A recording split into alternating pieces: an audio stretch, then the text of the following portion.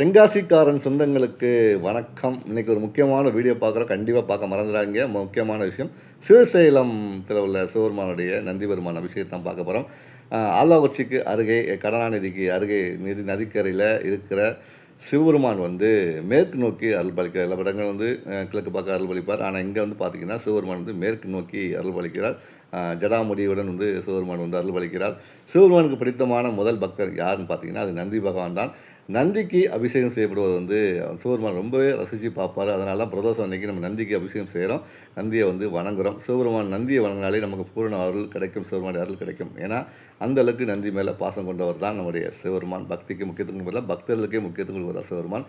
So அத்தகைய நந்தி பெருமானுக்கு சிவசைலத்தில் அற்புதமான சந்திரகாப்பு நிகழ்ச்சி நடந்ததுக்கு நண்பர் ஒருத்தர் அந்த வீடியோ எனக்கு அனுப்பியிருந்தார். பார்த்தவொடனே எனக்கு பரவசமாச்சு, சந்தோஷமாச்சு. அந்த வீடியோ உங்களுக்கு பகிரும்னு நினச்சேன். வாங்க அந்த வீடியோ உள்ள போய் பார்க்கலாம்.